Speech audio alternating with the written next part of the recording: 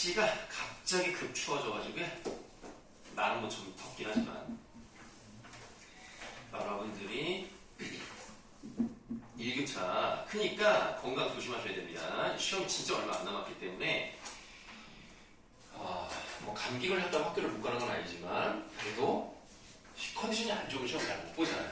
그러니까 잘 할 수 있도록 할게요.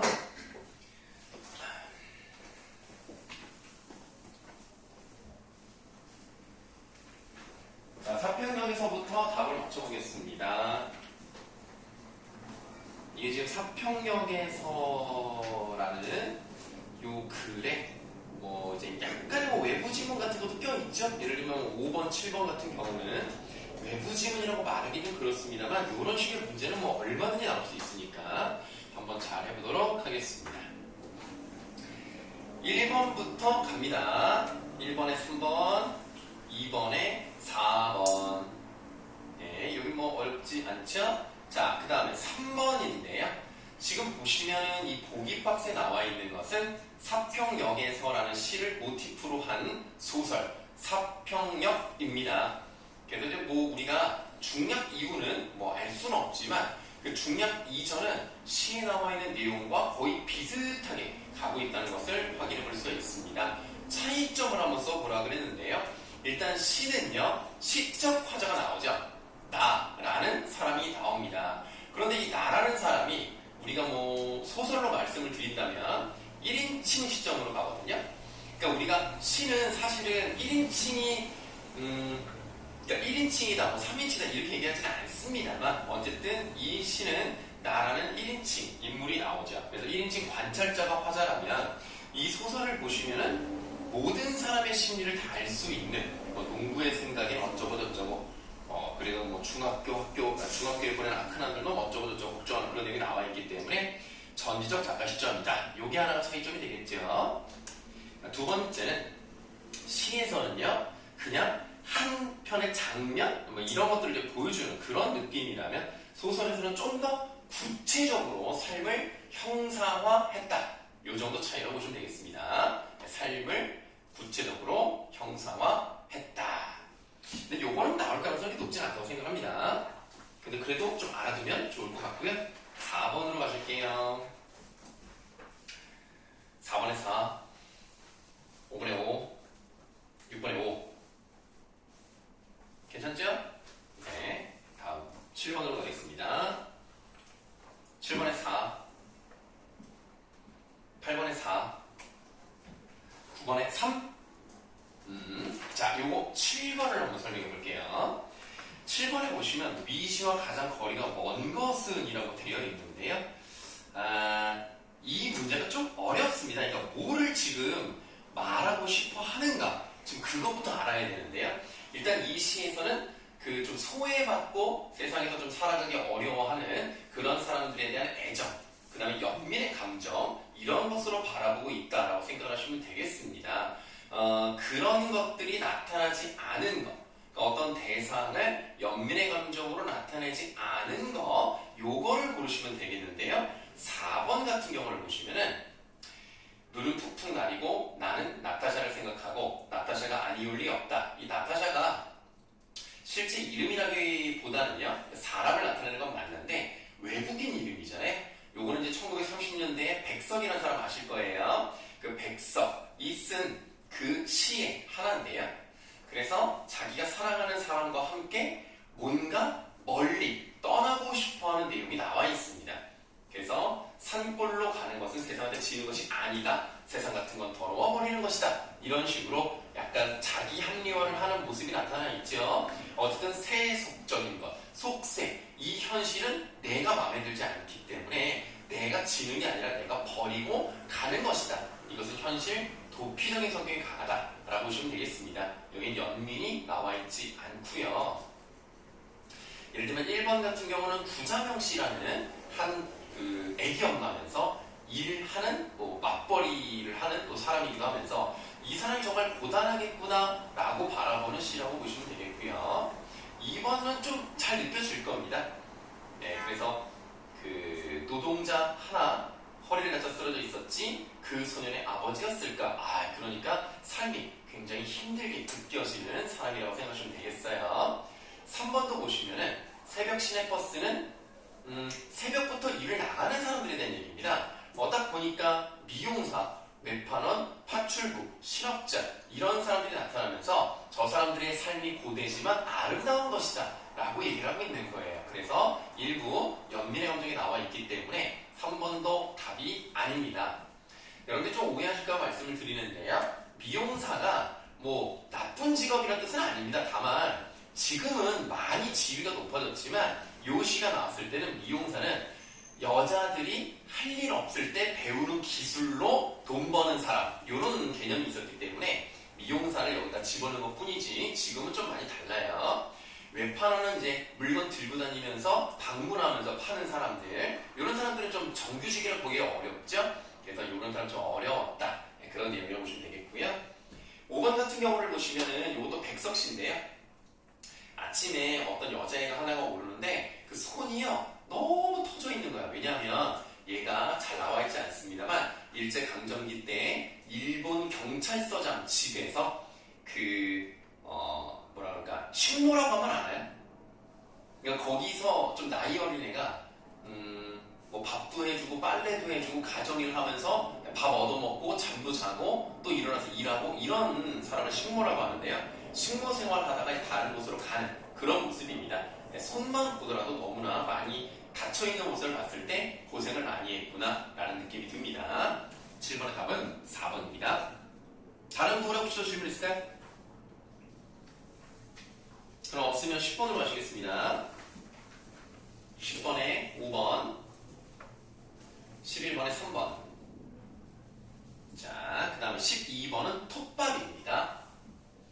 11번 한번 설명드려볼게요. 기역과 니은에 대한 이해로 적절한 것끼리 묶인 것은 이라고 되어 있네요. 기역을 보니까 흰 보라 수수꽃이네요. 그럼 그만큼 뭔가 춥다. 그리고 이 배경 또는 상황이 되게 막 좋은 건 아니구나. 좀 뭔가 이렇게 고통 같은 게 느껴질 수도 있겠구나. 이렇게 생각을 하시면 되겠습니다. 그럼에도 불구하고 요 니은에 눈꽃의 화음이란 말이 나왔으니까 뭔가 사람들이 힘든 마음을 위로받을 수 있는 존재라고 생각하시면 되겠습니다. 그래서 우리가 11번의 답이 3번이라고 말씀드렸는데요. 기역과 니은이니까 둘 다 눈이 내리는 모습이 대합실 바깥의 풍경이니까 기역은 들어가야 되겠습니다. 4번, 5번은 답이 아니겠고요. 그 다음에 니은을 보시면은 기역은 과거의 현실을 환기한다 라고 되어 있는데요.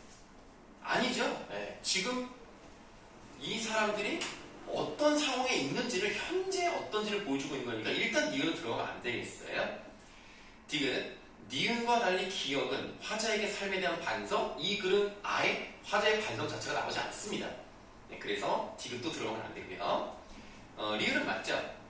기역보다는 니은이 대합실 안 사람들의 주목에 대상되고 있다는 것은 거기에 귀를 기울이고 있으니까 그러니까 좀 더 관심을 가지고 있다 이렇게 보는 거고요. 네, 미음, 시각적, 청각적은 설명 안 드려도 될 것 같습니다. 자, 어떻게 좀 해봤는데 문제가 괜찮았어요. 그래서 이런 정도의 문제는 나올 수 있다. 질문 있으십니까? 자, 그러면 문법인데요. 물론 문학이 안 중요하다는 뜻은 아닙니다. 문학도 굉장히 중요하죠. 엄마의 말뚝에서도 문제가 많이 나올 수가 있고요. 사평역에서는 많이 나올 것 같지는 않습니다만 그래도 다른 외부 지문이랑 연결될 가능성이 있다고 생각합니다. 그래서 문법을 확실하게 제대로 잡아놓고 문학에서 안 틀리면 여러분들 이미 국어 1등급이 나올 수 있어요. 하하하. 페이지 80이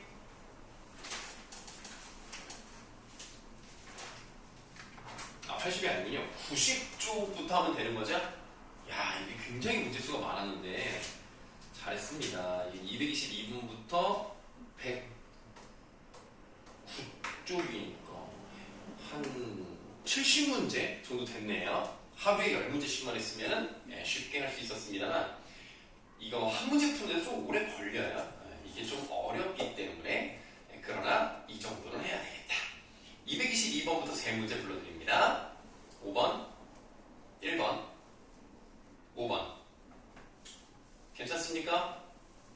아우, 이 정도는 뭐 쌉가능이구먼. 아, 이러다가 이거 우리 여기 5명, 미안해, 영재야. 6명. 순간 눈에 5명이 보여가지고. 영재가 영상을 볼까? 어쨌든, 지금 이제 채점하는 걸 보니까, 이러다 5명이 다 1등급이 나올까봐, 아유, 참. 다른 애들이 걱정스럽네. 우리 애들이 걱정되는 게 아니라, 다른 학원 애들, 그다음에 학원 안 다니는 애들, 어떡하지, 이거? 우리 다 먹겠는데? 24번이요. 설명이야? 224번? 진작 얘기하지 그랬어. 얘기하기 전에. 적절하지 않은 건데요. 기억은요, 화자가 청자에게 요청을 할 때 쓰이는 것이다. 요 얘기입니다. 자, 그러니까 의문문은 모르니까 물어보는 거죠. 비오는 거야? 뭐 하나? 뭔 소리야? 자, 모르니까 물어보는 거죠. 한마디로 대답을 요청하는 겁니다. 그 다음에 청유문도요. 화자가 청자에게 함께 행동하자라는 뜻을 요청하는 겁니다. 그래서 화자가 청자에게 요청을 할 때 쓰이는 것이다 라고 되어 있는데요. 5번에 어디 보자 라는 것은 청유형 어미로 끝나는 건 맞습니다. 표면적으로는 청유형이 맞습니다만 내면적 또는 이면적으로 본다면 이건 그냥 혼잣말이에요. 거의 감탄사와 같은 거라고 보시면 되겠습니다. 그렇기 때문에 답은 5번인데요. 혹시 몇 번 골랐어요? 4번이요. 4번. 저 혹시 모자를 벗어줄 수 있을까요? 라고 했을 때 예를 들어서 극장 같은 데서 모자 쓰고 보면 뒷사람이 잘 안 보입니다. 그렇기 때문에 좀 벗어주세요 라고 이제 말하는 경우일 수 있겠죠. 그러면 물어본다기보다는 사실은 물어보는 의문문의 형태를 가지고 있지만 벗으세요 라는 느낌인 거죠. 그래서 의면적 의미로서는 명령문에 가까운 것이다 라고 볼 수가 있겠고요. 그리고 이것은 여러분 시험 범위에서 대화의 원리 중에 어떤 경률과 가까운 거라고 볼 수 있을까요? 요청할 때 좀 부드럽게 말했잖아요. 좀 상대 부담을 좀 줄이는 방식 아닙니까? 대답이 안 나와요?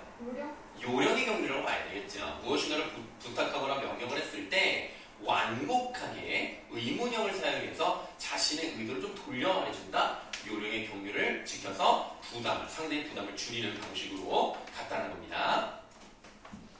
자, 그럼 넘어가도 됩니까? 그럼 225번으로 갈게요. 3, 4, 3. 선생님. 네. 그래서 요령의 경률 그것도 시험 범위예요? 네. 네. 그러니까 했잖아요. 아니 왜 웃죠 갑자기? 그냥. 시험이 이제 얼마 안 남았는데 설마 시험 범위 몰랐던 거 아니죠? 아니요. 네, 이상한데? 시험 범위죠. 네. 그 대화의 원리 나오는 거랑 그 다음에 여기 문법 요소랑 엄마의 말투기랑 사평형에서 이렇게밖에 안 돼요. 범위 자체는 굉장히 적지만 그게 굉장히 크죠. 그래서 시험 문제는 쉽지 않은 것이다. 자, 그러면 뭐 설명드리면 225번 설명드리면 되겠습니까? 7번도요. 그러면 225번부터 한번 설명해 볼게요. 화자가 청자에게 행동을 요청할 때 보세요. 3번에 잠깐 내가 안경을 어디다 뒀더라? 아니 모르잖아. 모르니까 지금 내가 뭐 찾고 있는 거지 청자한테 찾아달래는 내용이 아니에요. 그 답은 3번입니다. 나머지들은 얘들아 영화 좀 보자 이 말투잖아요. 얘들아 야 우리 시험 끝났으니까 영화 좀 보자 이게 아니잖아. 야 좀 나 영화 좀 보게 너희들 조용히 좀 해 이 얘기 아닙니까? 그러니까 이거는 요청하는 게 맞아요. 그 다음에 창문 좀 열고 싶다는 얘기죠. 4번 비켜줄래? 비키란 얘기야. 5번 신호등 앞에 세우란 얘기지. 다 요청하는 거고요. 227번을 보시겠습니다. 가장 적절한 건데요. 이건 보세요. 3번에 발화와 관련된 인물들 사이에 관계와 상황에 따라 결정된다 라고 돼 있어요. 그러니까 자, 저 위에 장면을 한번 볼게요. 철수가 선생님 순희 선배가 영희에게 책을 주었습니다 라고 하는 것은 일단 어떤 높임이 사용됐다고 보시면 돼요? 사십시오. 아니 상대 높이. 그러니까 상대 높임이 사용된 거죠. 상대 높임 중에서 이제 격식체, 하십시오체가 사용된 거 맞습니다. 그리고 선어반어미 어시 들어갔으니까 뭐예요? 과거 시제 선어반어미가 들어갔다는 얘기를 하고 싶은 겁니다. 자, 여기서는 부사어에 해당하는 영희를 높일 필요가 없기 때문에 객체 높임은 사용되지 않았고요. 순위 선배는 자기보다 높지만 깨서라는 조사를 쓰지 않았습니다. 왜? 이 말을 듣는 청자가 순위보다 더 높으니까. 그러니까 나보다 높은 사람이라 하더라도 내 말을 듣는 사람이 그 대상보다 높으면 주체를 높이지 않는다는 얘기죠. 그래서 답이 3번이 되는 겁니다. 그래서 여러분들 학교 프린트를 보시면 압존법이라고 나왔을 거예요. 압존법이라는 게 있기는 있어요. 내가 이 프린트에서 봤거든요. 압존법이라는 건 뭐냐면 예를 들어서 할머니랑 아버지가 있으면 당연히 누가 높아? 할머니 높죠. 당연히 내 입장에서는 아버지께서 집에 오셨습니다. 이렇게 해야 맞는 것 같지만 할머니는 청자로서 그 문장의 주어보다 높단 말이에요. 그렇기 때문에 할머니, 아버지가 왔습니다 라고 하는 것이 더 높은 게 그 다음 높은 거를 누른다라고 해서 압존법이라고 하는 거예요. 그래서 그런 것들은 요즘은 별로 신경 쓰지 않습니다만 프린트에 있었기 때문에 한 번은 말씀을 드렸다. 다른 질문 있습니까? 없으시면 218번으로 가시겠습니다. 5번, 1번, 3번, 1번. 자, 괜찮습니까? 다음 232번. 1, 3, 4. 그 다음 2, 5. 자, 233번 한번 설명드려 볼게요. 연세가 많으신 할머니께서는 홍시를 잘 잡수신다라고 되어 있습니다. 여러분들 이번 연도에 학교 선생님이 잡수시다를 언급했어요? 내가 왜 물어보냐면 작년 시험하고 올해하고 다를 수 있기 때문에 작년에는 잡수시다를요 선엄한 어미를 사용했다 라고 봤어요. 특수어휘를 안 봤거든요.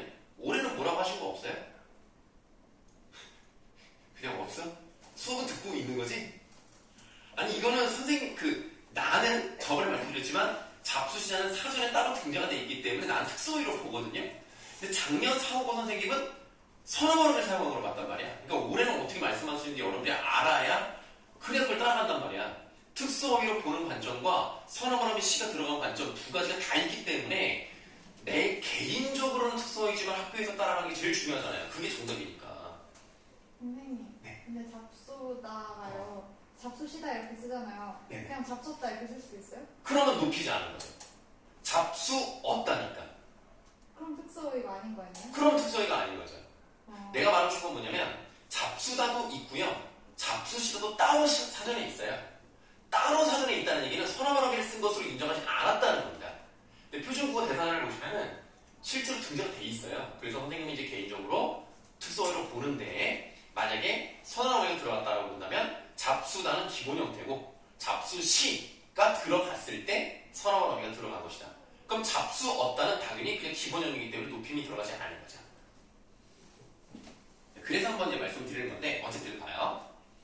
기억, 주체를 높이는 용언입니다. 네, 주체를 높이는 용언. 그래서 일단 잡수시다가 사용된 용언으로 보는 거예요. 특수어를 썼다는 얘기입니다. 지금 이 말은. 지금 이 수능에 나온 문제거든요. 수능에 나온 문제에서도 잡수시다를 특수어휘로 본 거예요. 그 다음 연세가 많으신이라고 그랬죠. 연세라는 특수한 어휘를 쓴 거예요. 다만 이건 명사기 때문에 니은에 해당하는 게 맞죠. 그래서 연사를 사용했기 때문에 니은에 해당하고요. 잡수시다를 사용했기 때문에 기억에 해당하므로 답은 3번이다 라고 본 겁니다. 그 관점에서 3번이 답이에요. 여기서 조금 더 어렵게 한번 질문 한번 해볼게요. 연세가 많으시다라는 것은 그럼 무슨 높임입니까? 주체 높이법이죠. 주체 높이법 중에서도 뭐예요? 간접. 맞아요. 간접입니다. 왜냐하면 연세라는 것은 인격이 없거든요. 그럼에도 불구하고 의시라는 선어 발음을 썼단 말이에요. 높임의 선어 발음법이죠. 그렇기 때문에 얘도 주체 높임이고 그 중에 간접 높임이더라. 그래서 답은 3번이 되겠습니다. 뭐 그것뿐만 아니라 할머니 깨서라는 주격조사를 쓰기도 했죠. 234번도 한번 설명해 드릴게요. 적절하지 않은 건데요. 4번이 답이에요. 넉넉하시다와 디귿의 하신다가 직접적으로 높여주는 대상이 동일하군이라고 되어 있습니다. 니은의 넉넉하시다. 뭐가 넉넉하신 거예요? 살림. 살림이죠? 살림은 높임의 대상이 아니지만 작은 아버지와 밀접한 관련을 가지고 있는 소유물이기 때문에 간접 높임이 사용돼서 니은은 맞는 표현이고요. 디귿은 하셔요. 누가 하셔요? 작은 아버지께서 하셨죠? 이건 높임의 대상이 맞잖아요. 그러니까 얘는 직접 높임이 사용됐기 때문에 주체는 다릅니다. 그래서 니은의 주어는 살림이고요. 디귿의 주어는 작은 아버지께서는 입니다. 달라요. 다른 문제 질문 있으면 하세요. 232번에 네. 상대 높임이 해유체예요. 그렇죠? 네, 요가 붙었으면 일단 다 상대 높임 중에서도 해오체가 사용됐다고 보시면 되겠고요. 요자 붙이지 않고 갔어 라고 하면 뭐예요? 해체. 해체죠. 그럼 공원에 갔지 라고 하면 해체. 해체고, 갔다 하면 걔 공원에 갔다 하면 헤라체. 잘한다. 야, 너 공부 열심히 했구나.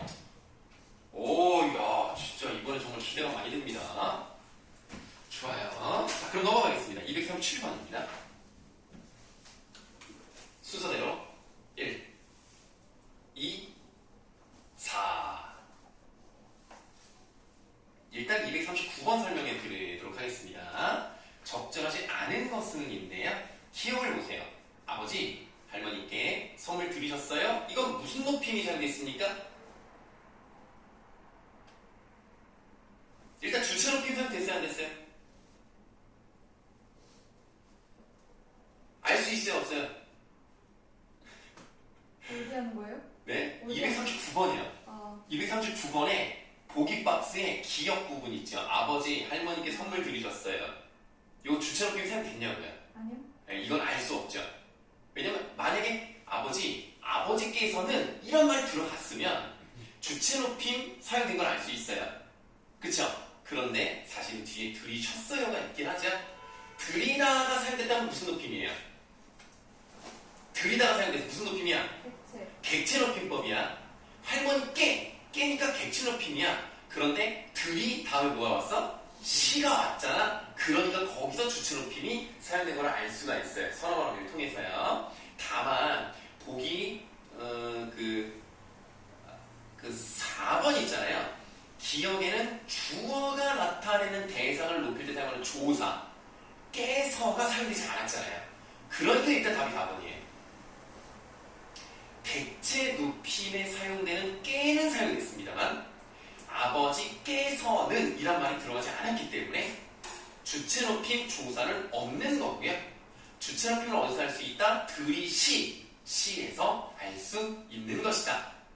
그럼 디귿은 있습니까? 주체 높임 조사 있어요? 있죠? 어머니께서. 그리고 아버지를 모시고라고 했으니까 객체 높임 특수어미 모시고도 사용됐고요. 오라고라고 했으니까 인용도 되어 있고요. 시니까 주체 높임 선어원어미, 는데요라고 했으니까 해용체. 아주 여러 가지가 다 있다고 보시면 되겠네요. 어쨌든 답은 4번이었다라고 말씀드리겠습니다. 다른 질문? 30번, 8번. 38번. 적절한 문제요. 영희야, 선생님께서 찾으셔는 상대는 낮춘 거예요. 그러니까 선생님께서 너를 찾으신다지 뭐 상대에 대해서 딱히 뭐 높일 필요는 없어요. 그리고 찾으셔라고 했으니까 무슨 체가 사용된 거예요? 상대 높임.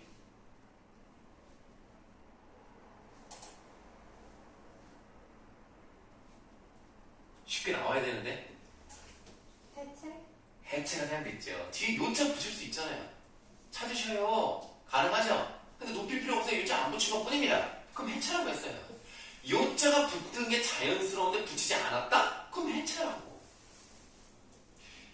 자, 그래서 상대를 낮췄고요. 주체는 높였다. 선생님이 깨서를 썼죠. 자, 그런데 가는요. 상대를 높이고 객체도 높인 거래요. 그럼 일단 상대 높임이 사용돼야 되겠는데요. 이번에 왔습니다로 끝났으니까 하십초체를 썼어요. 그럼 높였어요. 상대 높임이고요. 모시고를 썼으니까 객체도 높였다고 보시면 되겠습니다. 자, 여러분 조심해야 되는 게 있어요. 상대를 높였다, 상대를 낮췄다, 상대 높이면서 상대를 높인 것은 하십시오체랑 하오체 두 개입니다. 거기에다가 비격식으로 가면은 해요체 이렇게 세 개가 상대를 높인 거고요. 하계체랑 헤라체 그리고 해체는 상대를 낮춘 겁니다. 그래서 상대 높임은 높일 수도 있고 낮출 수 있다는 거 잊으시면 안 되고요. 또 하나 상대 높임이 사용됐다고 해서 다 높이는 건 아니란 얘기예요. 이해되시죠? 상대 높임법을 사용했다는 얘기는 상대를 낮추는 상대 높임법이 사용될 수도 있다는 얘기입니다. 오해하지 마세요. 아시겠죠? 또 다른 질문? 읍사? 그럼 240쪽으로 할게요. 240번이요. 3번, 4번, 5번. 일단 242번 설명드립니다. 옳은 것을 골라보라고 했습니다. 미음. 할머니 모시고, 그렇죠. 목적어에 해당하죠? 할머니를 모시고.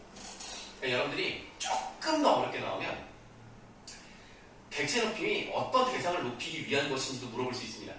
목적어에 해당하는 대상을 높이기 위하여 이런 말이 나올 수 있고요. 또는 부사어를 높이기 위하여 이런 말이 나올 수 있습니다. 그런 것도 잘 아셔야 되는데 할머니를 이라고 했기 때문에 목적어에 해당하는 대상을 높이기 위해서 특수어휘를 사용했다. 이렇게 보시면 되겠습니다. 그래서 답은 5번이다. 이렇게 말씀드립니다. 다른 질문? 41번. 41번. 이 문제가 참 어려우면서도 좋은 문제예요. 자, 여러분 조심해야 되는 게 나왔어요. 리을을 보세요. 선생님한테 나중에 선생님 제가 드릴 말씀이 있습니다. 그럼 이 말은 누가 하는 거예요?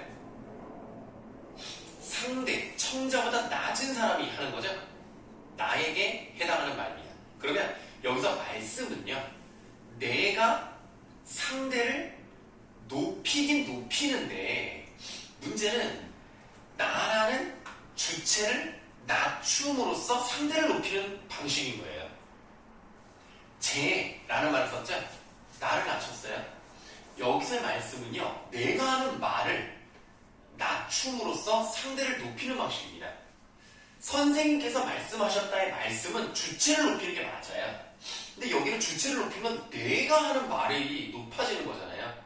그래서 여기서는 선생님을 높이는 게 아니라 반대로 나를, 그러니까 주체를 낮추기 위한 어휘로서 말씀이라는 말을 썼다는 겁니다. 그 달라요. 근데 이 문제는 나올 가능성이 높지 않다고 생각합니다. 왜냐면 아직도 좀 논란이 있기 때문에. 그래서 요거는 그냥 그런가 보다 혹시 나오면 요게 두 가지로 나눌 수 있구나 이렇게 보시면 되겠습니다. 다른 질문? 40번. 네, 적절하지 않은 건데요. 그럼 니은 한번 보세요. 선생님, 어제 부모님께서 자 일단 주체 높임, 할머니를 모시고 객체 높임, 여행을 가자고 인용 표현, 말씀을 이 말씀은 누가 한 거예요? 부모님이 하셨죠? 그럼 이거는 높임의 말씀이 맞습니다. 그리고 하셨습니다. 하시엇이니까 주체 높임 선어 말음이 시에다가 과거 시제 선어 말음이 엇에다가 상대 높임 상대 높임 종결음이 습니다가 변했어요. 하십시오, 진짜. 자, 그럼 3번이 맞네요? 이게 3번이 답이네요? 특수어의 말씀을 사용해서 서술의 객체인 할머니를 높이는 것이 아니라 모시고를 사용해서 할머니를 높이는 거고요. 말씀은 주체와 해당이 되는 겁니다.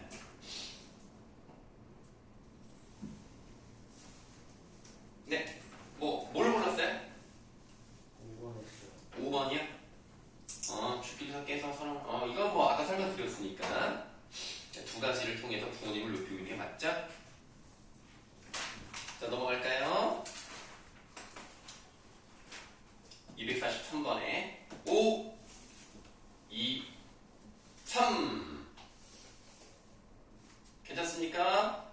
246번 2, 3, 3, 1 일단 246, 248 두 개 설명드릴 건데요. 이거 말고 또 있어요? 그럼 두 개만 설명드립니다. 적절하지 않은 거예요? 이것 봐. 높임 쓴 경우죠. 준비하시라고라고 했어.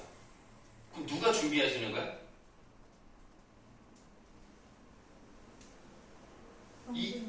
경준이 너님께서 준비하시래라는 겁니다. 그런데 경준이라는 주체를 높여버렸잖아요. 그래서 일단 잘못되었다라고 보시면 되겠습니다. 그 다음에 니은을 보세요. 있으셨니? 요거는요, 있다의 주체가 뭐예요? 말씀. 말씀이죠. 말씀이 있으셨니? 근데 그 말씀이 누구 말씀? 선생님 말씀. 그럼 높이는 게 맞죠? 그래서 있으셨니는 그대로 써야 됩니다. 바꾸면 안 돼요. 디귿 선생님께 여쭈어 이렇게 바꿔야 되는 거고요. 특성을 써야 되겠죠? 리을 여기서 자기라고 돼 있단 말이에요. 뭐 지금 꼭 알아야 되는 건 아니지만 이거 제기칭 대명사입니다.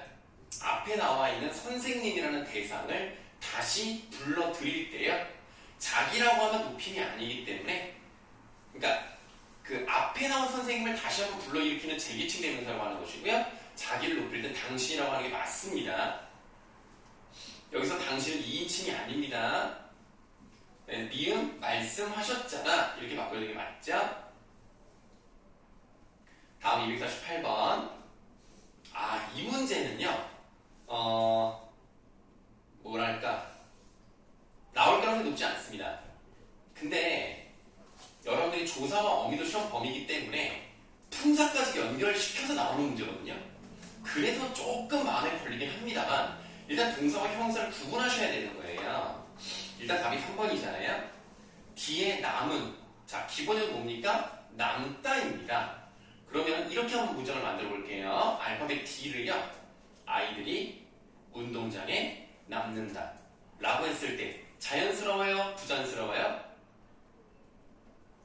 자연스럽습니다. 그렇다는 얘기는 남다가 동사라는 얘기예요. 동사는 선어발 어미 는 이 들어가는 게 자연스럽습니다. 근데 여기서는 이 남은이라고 돼 있어요. 그러면 남다가 동사니까요, 은이 들어가면 시제가 뭐가 되는 거예요? 동사의 관형사형 전성어미 은이 들어갔다. 그럼 시제가 뭡니까? 과거예요. 만약에 모르겠잖아요? 그럼 먹은 이렇게 해봐. 동사 먹다를 먹은으로 하면 당연히 과거 느낌이 딱 오지 않습니까?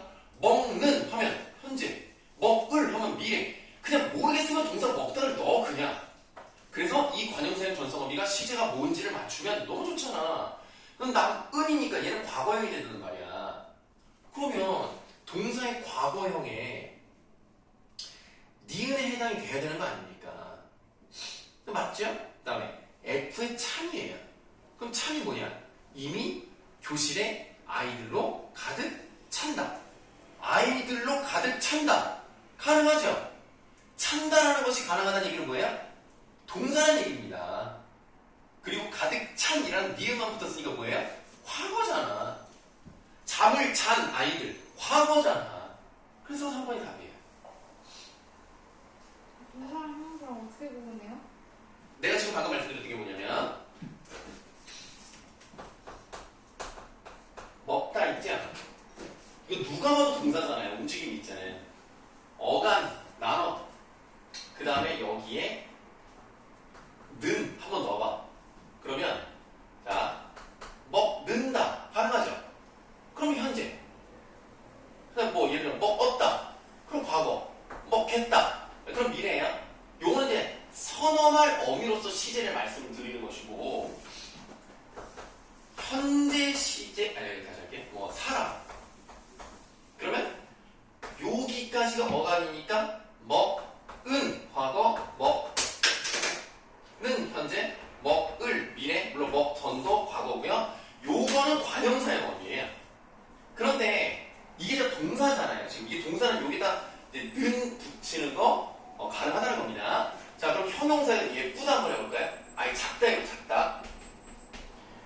그럼 여기에다가 작는다? 이러면 안 되죠.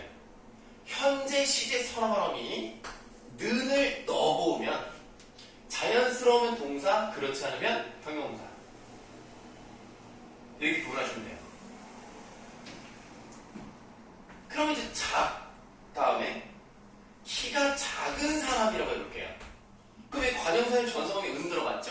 그럼 얘는 시제가 뭐예요?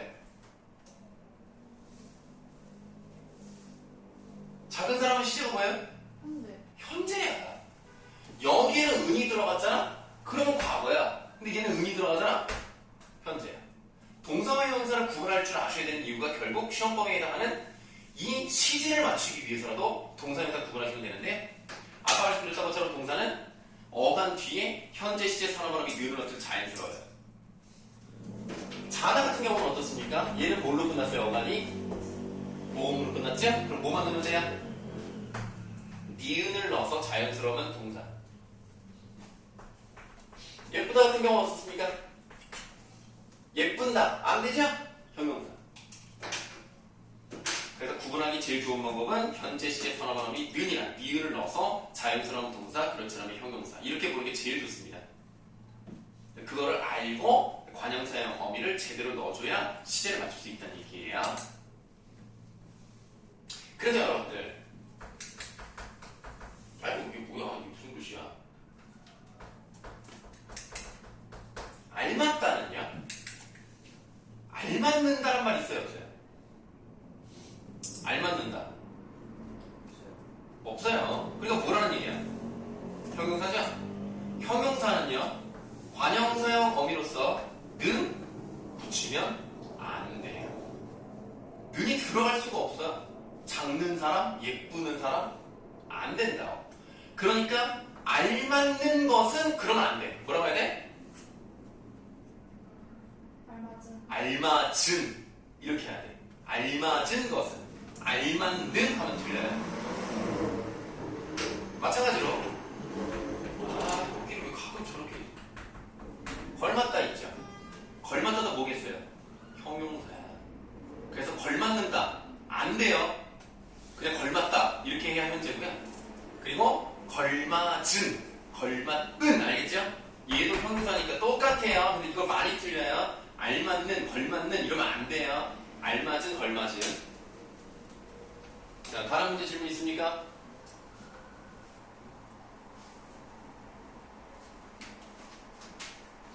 자, 그럼 넘어갈게요. 250번.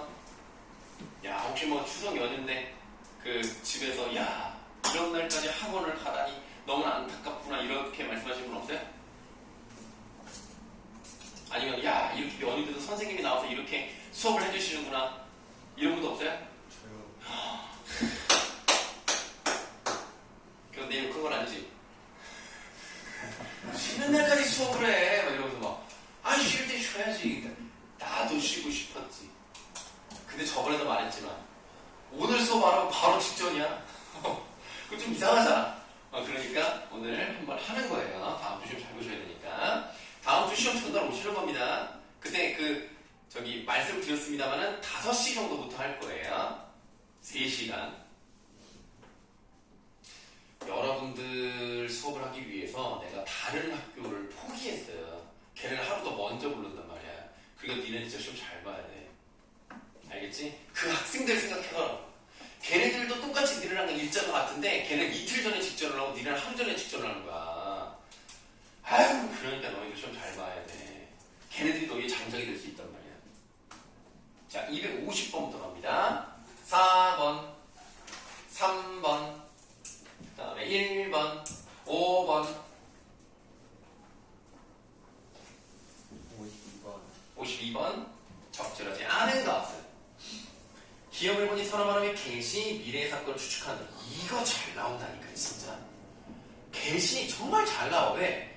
이거는 마치 미래 시제를 나타내는 것 같지만 개수는요 미래 시제만 나타내는 경우가 아니라 추측을 나타내거나 가능성이라던가 의지라던가 이런 여러 가지로 사용된다는 거예요. 이거는 아니 추석에도 이렇게 관종이 갈 데가 없나 봐 진짜. 여기서까지 와서 왜 저래? 이상한 사람이네 진짜. 자, 여기서는 미래 사건이 아니죠. 거기에는 눈이 왔겠다잖아. 과거 시제 선언문하고 다음에 계시 왔잖아. 과거를 추측하죠. 지금 거기에는 눈이 오겠지라고 했으니까 뭐야? 현재 사건을 추측하는 거죠. 미래가 아니라. 그래서 1번이 답입니다. 다음 질문.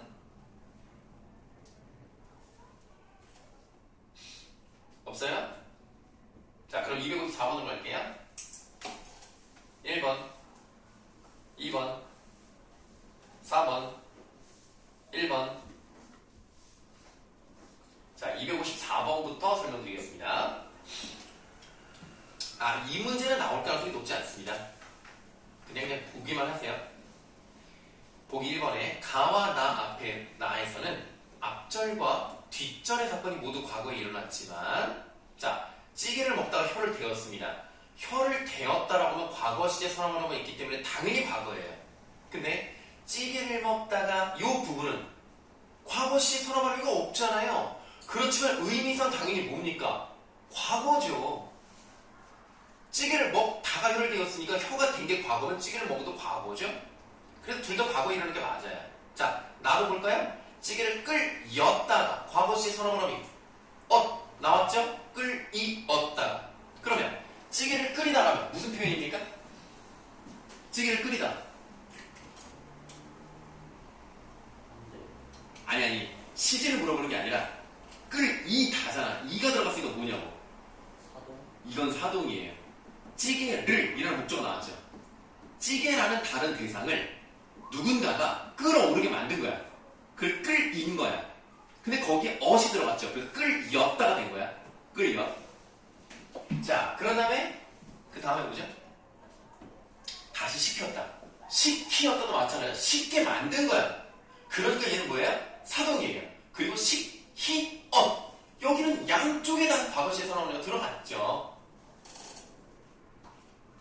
자, 가에는 나와 달리 다가로 연결된 앞절에 현재 시제 선언어가 나타났어? 안 나타났어? 말이 나타났으면 어떻게 돼? 찌개를 먹는다가 이래야 된단 말이야. 그런 말이 없잖아. 그래서 1번이 답이 되겠습니다. 그 다음 라도 한번 볼까요? 라. 내가 문을 쾅 닫아서 그렇기 때문에 동생이 잠을 깬 거예요. 그러면 여기 보세요. 라에서요. 꽝 닫아서 잠을 깼다니까 과거거든요.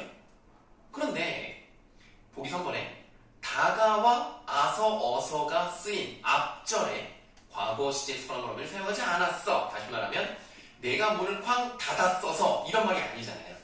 그렇기 때문에 과거 시제 선언어를 사용하지 않은 게 맞습니다. 자, 그 다음 257번 가시겠습니다. 피동 표현 나왔어요. 중요하죠. 피동사동은 뭐 당연히 뭐 그냥 비중 있게 나옵니다. 잘못된 것을 골라오라 그랬습니다. 1번 아이가 밥을 먹었다를 피동전미사 이를 사용해요. 틀렸죠. 누군가가 아이에게 밥을 먹도록 만든 거 아닙니까? 그러니까 사동전미사 이가 사용됐다고 봐야 되겠죠. 이렇게 나와요. 여러분들 실제 사동인지 피동인지 구분 잘하시고 꼼꼼하게 보셔야 됩니다. 그래서 여기도 목적어 나왔잖아요. 밥을 먹게 한 겁니다. 그러므로 이것은 직접일 수도 있고 간접일 수도 있는 겁니다. 1번이 잘못되었다. 자, 보기 5번 보시겠습니다. 박 감독이 이 영화를 만들었다. 어디다를 사용해요. 그럼 뭐예요? 통사적 피동이네요. 어디다를 사용하여 이 영화는 박 감독에 의해 만들어졌다로 바꾸었어요. 틀리지는 않습니다. 문법상 문제는 없지만 굳이 이런 피동을 만드는 건 좋은 건 아니에요. 그냥 박 감독이 이 영화를 만들었다라고 능동표현을 쓰는 것이 더 적절합니다. 그래서 여러분들 문법적으로는 문제가 없더라도 부자연스러운 피동도 잘못된 피동이라고 보셔야 되겠습니다. 자, 이렇게 일을 해봤어요. 여러분들 지금 숙제로 나간 부분에서 딱 절반 정도까지 해봤습니다. 여러분들 힘드실 테니까 쉬었다 갈게요.